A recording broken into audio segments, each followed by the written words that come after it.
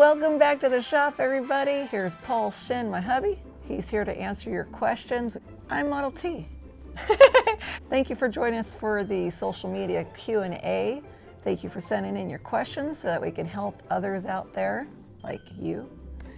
Figure if we keep it a little smaller, it won't take as long, and we can We can just blast right through. Yeah, give more people some attention here. Awesome. Yeah. So first of all, it's John Mayer. Hi, John Mayer. Yeah, I believe that's how you pronounce it. He says, nice product, which was he was talking about when you did the alternator, about what those two guys made recently. The low or no RPM alternator. Yeah. Yeah, okay. So he had said you can buy a Power Master Power Gen 82001 for a Model A that looks like a generator 6-volt positive ground that is an alternator and does the same thing for the same money. A lot of people commented that. Yeah. May I retort? Yeah. So a Power Master, it won't start charging immediately when the motor starts. You have to rev it up a little bit until it excites the fields and it starts charging, which was my complaint with the converted GM one-wire alternators. So what made the alternator that Michael Eisenbeis and Luke Hagermeister developed is the second the motor starts, it starts charging. Which means, let's think this through, if you had like a dead battery, dead, let's say, and you needed to crank start the car because you can't start it with a starter, there's a dead battery. Okay. What made the generator kind of cool, you could manually close or jumper across the cutout, and you could crank start the car because just you cranking the motor would have just enough RPM sometimes to generate enough to run the ignition system, and you could start the car even with a zero battery. You can do that with Michael and Luke's alternator. You can't do that with a Power Master. So not exactly the same, and they're not the same money. Yeah. But a lot of people commented that. Yeah, the Power nice. Master, by the time you buy that and the bracket and everything, you're way more money than the other one. But Okay. and it's also not a zero RPM alternator, so Yeah. not the same. But if you like that, buy it. I'm not saying don't buy one. Yeah.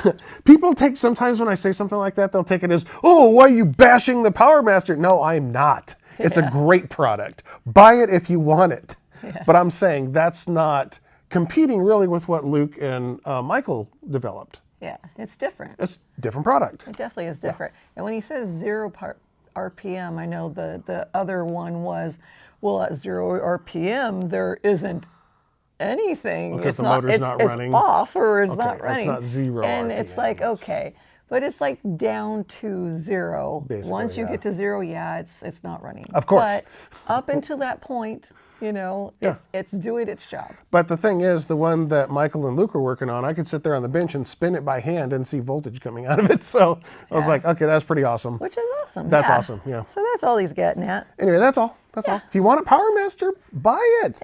It looks a lot like a generator. It doesn't look exactly like, but it's close enough. It would fool most people. Yeah. Yeah. Okay, that's cool. Yeah, buy one Just of those kind if of you want answering the one. questions, kind of. Not the Hopefully same that product, helps. though. I don't know. Okay, let's move on. It's Victor. Hi, Victor. Hi, Victor. Says my car was converted to 12-volt negative ground in California before I bought it. Those darn Californians. My alternator charges, but it is a weak charge, kind of like your 6-volt.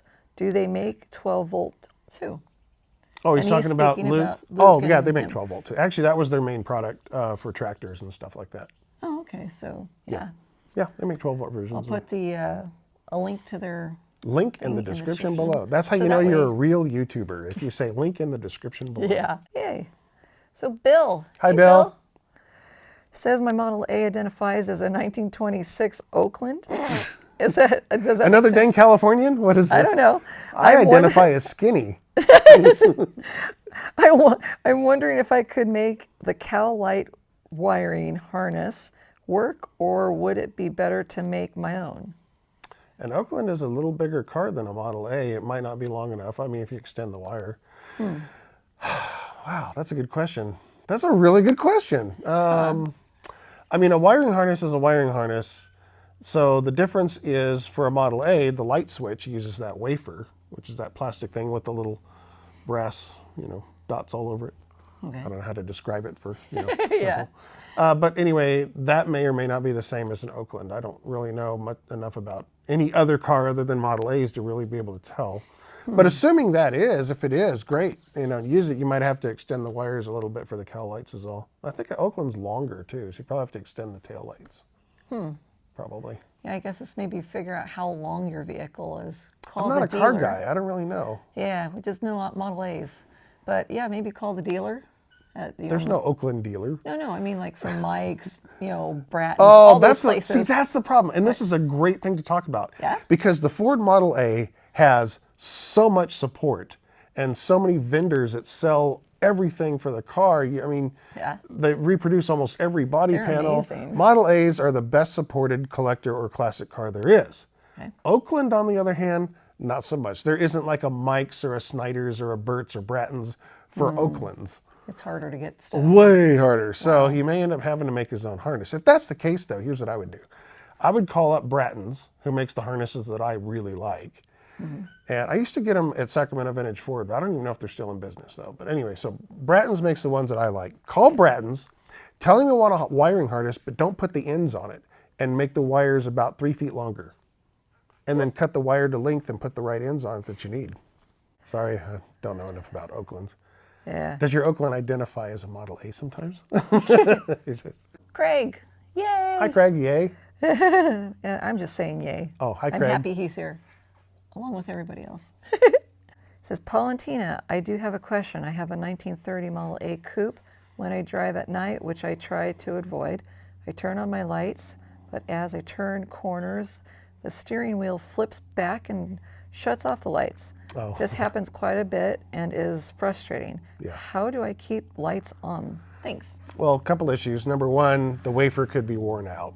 And then there's the piece that the spider at the end of the light switch hooks onto, and that's the part that actually turns inside the light switch. That is all spring loaded by that spring with an E-clip on the end of the light switch. So that has spring tension against the light switch wafer. So if either side of that is worn out, or that spring is missing, worn out, or whatever, that'll cause it to turn too easily, and it'll turn with the steering wheel. Then, with that said, at the top of the steering wheel, where the light switch fits in, if that fits in too close, if that's recessed, especially since he's got a 3031 steering wheel, that has the recess in it. And if that switch is touching the wheel at any point there, that means you either have the wrong length of light switch rod, or something is kind of funky there. Either the steering wheel isn't on the steering shaft all the way, or something else is funky there. And the way to fix that, believe it or not, is a hammer. I know you joke about that a lot, but well, I'm dirty. I didn't realize how dirty I got working on the last car. So anyway, that actually is the way to fix it, though. Get a hammer. Okay. Interesting. Sorry. All right. Hopefully that helps. If not, let us know. Let us know. Yeah. Gary. Hi, Gary. Hey, Gary. Could you call the best gasket company to check who would have inventory of head gaskets? Their phone number is not secret. Yeah. I'm not sure. Is he asking us to call them for him? It sounds like it. Maybe. I I was don't going to call know. Best and find out who carries their gasket. I know Burt's does. I don't know if they have any in Gasket stock. company. I don't know who's the best gasket Well, Best company. Gasket Company, Best is the name of a company that makes head gaskets. Oh, I didn't There's realize one on that. the wall behind Anna Mae back there. Oh, okay. So Best is the brand that I use, mostly for head gaskets. I use the copper ones. But I have several, so I don't need any. So Yeah. Well, I can always put the link in the description. link in the description below. Yeah. And So, that way but you I know can get a Burt's carries hold of them them? because that's who I buy mine from. There's Steve over at Burt's. I don't know if he's asking, can he call them? Like, do they accept calls? I'm not sure exactly. So Gary, hopefully this will help. I'll check out the link, and hopefully you'll get a hold of them and they'll order you some up. Or just call Burt's. And ask. Yeah, and hopefully they'll have some in stock now. Yeah. You know, I know for a little bit there was a little touch and go with getting orders of them, but maybe it's better by now. Well, if you call Burt's, tell Steve I said hi. Yeah. Or Model T said hi. Yeah. Yeah. And he'll be like, They might charge you more. they might. No. I don't know. All right, hope that helps. So this one is, I don't know, Reg Duan. I don't know, what do you think? Reg Dwayne, I think. Reg Dwayne. Maybe Reg Dwayne? Reg Dwayne, I think. Okay. Oh, look who's here. We'll call it Reg. Don't be. He was acting like he was going to squirt on the tire over there. You better not, stinker. It's in the screen. You can read it. But I'm sorry if I'm butchering your name. It says, how do I remove the kick panels without tearing them up? It's a 1931 Ford Roadster. Oh, okay. The screws are spinning on the nuts, I think. Thank you. Could be. What would you do to check that out or fix it or whatever? That's tough. It is tough. Well, what I do sometimes in that case is I'll take a small nail, like a small diameter, regular finish nail or something, and stick it in there and push down hard with the nail just on the outside of the screw in towards where that captive nut should be. And just kind of push really, really hard. Put vice grips on it or something, push real hard and see if you can get just enough tension against that to hold the nut while you back the screw off. Unfortunately, sometimes, you got to tear the panel off. Bummer. I mean, if those nuts are spinning, I've torn those panels off and then you just have to bite the bullet, tear it off, put a new one on. It sucks. And now with like no interior company, because LeBaron Bonney being gone and all that, I think Cartouche is the only one left now. Yeah. There's only one place to get that stuff if you want to buy a new one. So, sorry. Wow. Don't have a good answer for that. Okay, flat top alpha. High flat top alpha. Nice. Did y'all video the removal, repaint, replacing of the fenders and runners on the car you polished? Oh, that was on Gandalf. It was on Gandalf? Okay. Not yet. No. Nope. They're still all cracked and crazy. Yeah, I did, however, get the paint. Oh. So we have the paint. I had Jerry's mix it up and put it into cans for me with the catalyst. Oh, that's right. Those spray cans with the button on the bottom. So you push the button on the bottom and it breaks the stuff. Then you shake it really, really good, and then you got to use it all up. It's the same stuff we used on the Motor City Model A for the episode of Roadworthy Rescues that I did with Derek. And you saw how that car came out. If you watched episode 7 of season 1 of Roadworthy Rescues, I recommend you do. And look how that car, that's rattle can paint. And that car looked, it came out really it looked nice. like this. It was really surprising at Yeah. how beautiful it So turned out. I have high hopes for those fenders. In fact, Dave and I were just talking about that today. Yeah. Let me finish Oh, reading sorry. this stuff. I thought we were done. I'm sorry. No, that's okay. No worries. You were talking about that part. I just want to see if there's any more that goes along with it. You stated that the reason for not polishing fenders was upcoming paint. I removed my fenders and running boards years ago due to an accident and subsequently disability. I forgot how to reassemble everything. Oh no. That can happen, especially if it's been a while. Where the wood body blocks go, how to put the radiator back, whether or not to install front fenders or radiator first, headlight bar last. I can see that happening if it's been such a long time. Okay, well, the splash aprons go on first, then body blocks, then fenders, then radiator, then light bar. That's the easiest way. Okay, so hopefully it helps. Maybe you can kind of start getting on a thing, because it'll be a bit before we get to the fenders. Is that right? Yeah, well, not too long. Well, now that the car that was here, so it's a surprise. Yeah, they're just working on cars for club members. No big deal. Yeah, no big deal. We just got stuff going on. It's an upcoming video. Don't worry, you'll see. You think within the month? Yeah. Maybe 2 months? Yeah, No, within a month. Oh, yeah. Oh, it doesn't take exciting. that long to edit. Well, yeah. But I mean, I know there's so many things that we're still doing to Gandalf, like the top. Yeah. The top material is on top of anime right now. Yeah, so they're kind of trying to Just- flatten out more. It's been so cold. I really need a hot day. And I know that Ryan is really anxious to get the car. Can't wait. But if you want the top done right, you need a warm day. And it has been nothing but 30-something degrees, 40 degrees. It's been crazy. And speaking of degrees being cold, we've been talking a lot every time we're in the shop here about, it's freezing, and, we got all bundled up and this and that. And so there's been a couple of people a little concerned about us wanting to make a little money fund for us to get us heaters.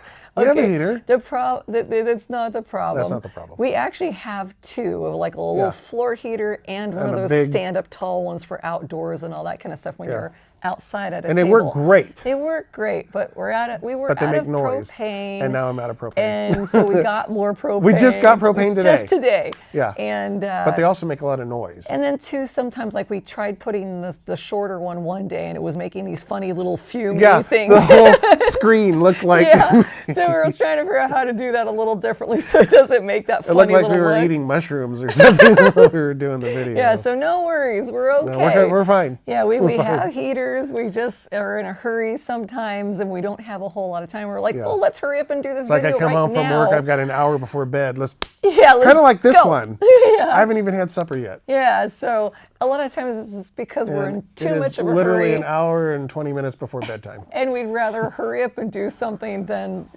do the things we needed to do to make it warmer in here. And Still work, it's silly, you know, yes, full but time. And it's my busy time of year. I'm working like 60 hours a week. it's been busy, especially with this crazy weather and the crazy. snow and everything else. It's making things go off. Yeah, don't worry about us. We're okay. We're okay. Yeah, we're okay. We're just, I don't know. But thank you. You always guys are the smart. best for thinking of us like that. Okay, this is Jerry. Hi, Jerry.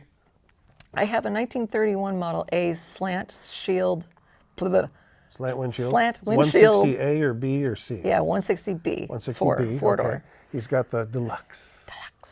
Who would you recommend to purchase a complete interior kit? Headliner, door panels, kick panels, seats, windows, shades. Years ago, I would have gone with Labonte. Baron Bonnie. Yeah, which I was surprised are not in business anymore. I know, that Should I is use, shocking. how do you say them? Cartouche, yeah, they're the only ones left. They are They're the only ones They're the left? only game in town. Wow, and they make all that stuff too? Yeah, I don't know if they always have it in stock. Sometimes you have to order a kit, then they'll make it. You know. But even then, right now, even that's a little shaky right now, I understand. But I don't know really what's happening with that. I sure hope they can stay in business. I really hope so. Otherwise, we're down to custom making everything. Oh, that would be hard. Come on, Cartouche, keep going. Yeah. Well, there's I know there's other guys, and people are going to bleep bloop in the comments below right now. bleep bloop. Oh, well, so and so over in Ohio's making interior kits. So people bloop we never away. heard of. Bleep Bleep bloop bloop away. away. Please Yeah, let share us it. know if you know companies Yes. that do these things. People think, oh, I don't want to, or I'm getting on their case. I'm really going to get. No, help. Yeah. That's what we this is need about. Help. Yeah. Help people. Yeah. If you Yes, put your yes. comments in there and put information, it helps everybody. Yep. And put their phone Because number. we don't whatever. know everything. We have no idea what's around No the idea. world, the states, and there may be lots of places we just don't even know about. No, I'm like a mushroom. I'm kept in the dark. Yeah. I work full time and then work on Model A's. That's it. Yeah. I'm not like connected into the industry or anything like that. No. Okay, Tim. Hi, Hey, Tim. Says, I have a Ford T-truck question. Model T, all right. Okay, well, hopefully we know something about that. Where is a good source of information on them? Well, the Vintage Ford Forum, vintagefordforum.com, has a Model T section. Okay, that's a start. That's a start. Yeah, maybe start there, and then maybe some other people are talking about other places too. Yeah, maybe. I think Ford Barn's got a Model T section. Ford Barn so is another Ford option. Barn Fordbarn.com. Maybe, since I know on Facebook there's the MEFCA page where you have nothing but Model A's. So maybe check on Facebook and go under like the search and see if they have like specialty like pages for Model T's. Maybe, could be. They might have a big support thing for there where you can join local groups or Well, there's groups Model in T clubs general. all over the place. Yeah. So, in fact, remember you and I went to a dinner, I'm going to say. It was a Christmas dinner for the Model T Club of Sacramento. Yeah. And It's been a long time. I don't quite remember everything it's been a about long it. time. God, what was that, 10 years ago? More than that. It's been forever. But we went to, and they were nice, real nice. Yeah, the Model T people are great people, from what I found. They're like, oh, you have a Really Model nice. A, great. There was none of the, one of those Model A people. I know. No, they were They're nice. just really chill and awesome people too. Yeah. Hopefully you guys got some kind of Model T club in those areas. There's a lot of them. I would hope so. I just don't know where to find them. Yeah, since we're Well, I only not- know about this one because that guy that my mom used to babysit his kids back when I was a kid, I remember he had Model Ts then. And so I would just happen to be going by his house, or going to visit my mom, and I stopped at his house, and sure enough, he still lived there and everything, still was into Model Ts. He says, oh, we're having our Christmas dinner, why don't you come?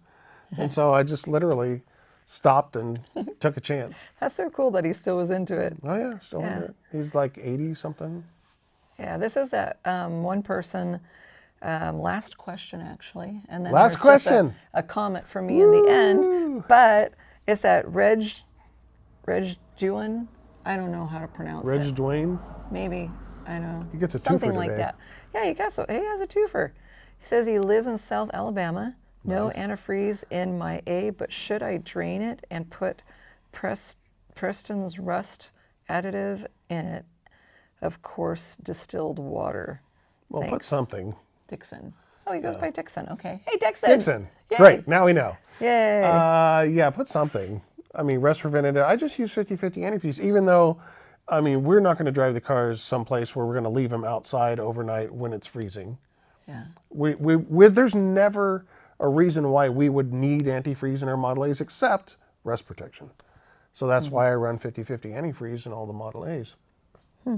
So do something. And we just leave it in year round, right? Yeah, we leave it in year round. Don't even mess with it. Yeah. And it just doesn't rust. No, in fact, the antifreeze has been in that car for probably 10 years. Wow. And it's still perfect in there. Nice. Every once in a while I drain some out, look at it. Yep, looks good. Pour it back in. Yeah. So hopefully, I mean, just 50/50 antifreeze would do the trick for him. Yeah. Yeah, If or not, if you want to use rust preventative and distilled water, great. yeah. Yeah, do something. Don't just run straight water. Yeah. Yeah. It's And back in the old days when these were brand new and you could buy a brand new motor for this from Montgomery Ward's, so what? Sure, run straight water. But what people would do is if it was going to freeze is they would open that's why there's the little petcock on the bottom of the tube going into the intake for coolant intake. They would just open the petcock, let the water drain out onto the ground, and then the engine would be empty. There would be no water in the radiator, engine, or anything. Then it could freeze, whatever. Then in the morning when they're going to go to work, do whatever, they would just put some water in there, pour it in, close the petcock first. Pour water in, put the radiator cap on, start it up, drive to work. Okay. But if the inside of the motor rusted, who cares? Because, they were never going to care. But now we care. Yeah. So Well, maybe they probably didn't even think they'd be around this probably long. not. Well, Yeah. remember for many years, this was just a disposable car. People could buy these things for $50 all day long in what you and I would call restored condition. Huh. And I mean, you hear the stories all the time. People that, oh, when I was a kid, we bought one of those for $25 and drove the heck out of it. And then when it quit, we just left it on the side of the road and bought another one. So, That's too funny. so they treated them terrible. Well, now we care about them and we treat them nice. So that's why we run antifreeze in them. Yeah, I know some people have mentioned that, maybe there wasn't antifreeze or things like that in certain areas, so they just used what they could. Yeah, well, money was tight. I can see that, especially in the Depression era and stuff like that. You know how to make antifreeze, don't you? What? Hide her nightgown. Okay, so the last thing on my agenda here, Was that? we're cracking up a little bit. You have to crack up about these things, I swear. I think when you put yourself in front of the media, social stuff, exposes you into all kinds of craziness, of different yeah. things. So Criticism and everything else. everything else. So I kind of posted out there on the community thing, but I just wanted to share it to make sure everybody was well aware, because I never know how far these rumors are going. But a friend of ours in the Model A community, they had let us know that they were at Schneider's, Oh, yeah. and he was told that Paul had taken a turn for the worst. Yeah. And these terrible rumors were going on about him, and it really bothered him, and he was a little concerned. Oh my gosh, is this true? Did Paul, something happened to Paul and I just don't know about it? So it was so sweet of him to care so much. Thank you. But no, it's definitely a rumor. I'm still alive. He's still alive. Here I am. He's doing awesome. Blink twice if you need help. Yeah, so Fine. I mean, well, what it is, I think what they did is they saw the video from a couple years ago it's when I died. possible. Well, you didn't die. Well, I pretty but much you came died. way too close to it. I was super It close. was definitely way too But see, close. I've got some health issues I was born with and I deal with every day. And the problem is, when I got pneumonia, it hit me really hard. Yeah, it was double pneumonia, and it was really bad. And Yeah. he So, was because of my issues, not good. I mean, a regular, someone who has, the normal heart, lungs, and liver, like a normal person my age, probably they would have had the sniffles and just moved on. Yeah. But him, it almost killed him. Yeah, So, but it's not that big a deal, yeah, okay? but he got over it. I got over it, I'm I fine. helped him get better. Yes, I did my you nursing were there. voodoo on him. And since then, he's been awesome. He still takes medication and whatever. Yeah, you I mean, know? I'm going to deal with the heart issue for the rest of my life. I have 3/4 of a heart, so Yeah, I it's was just born a with fact it. of life, you That's know? the way it is. Yeah. I get out of breath easy, so what? Yeah, so don't worry as far as health goes and his normalness, as normal as he's going to be in this lifetime. He's doing way awesome. So yeah, if you hear crazy stuff that his health took to a turn for the worse, just let the person know, did you end up watching that video where he almost died? Yeah, maybe that's where they got it from. If it is, And the only reason, that was, you know- he's doing fine now. You got to watch the other videos because he's doing great. Since then. Yeah. Look at the date the video was posted. But the only reason I really posted that is just because I wanted to be honest with you. Yeah. Because I'm just a regular guy. People always think, oh, you're in the media or something. No, I'm not. I'm a regular guy. Anybody can post on YouTube.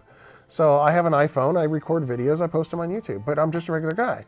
So that means that, my successes as well as my failures, I'm just going to share it. I'm going to be open and honest with everybody. Yeah. So when that happened, we talked about it quite a bit, prayed about it, and we're like, do we just keep this to ourselves and pretend like everything's hunky-dory and just move on? Or do we share what happened, just to be honest with everyone?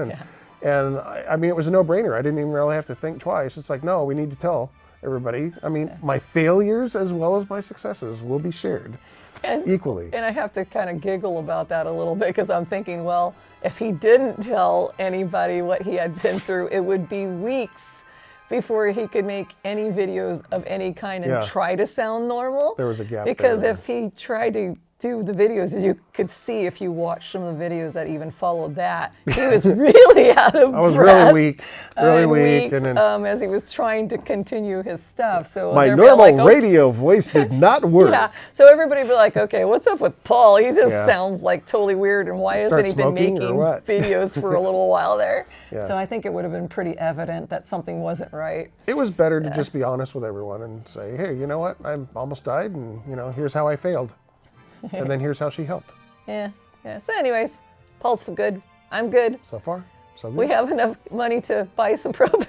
Yeah, we bought propane. Although, gosh, the propane. It went, ooh, up. Oh, there's my heart.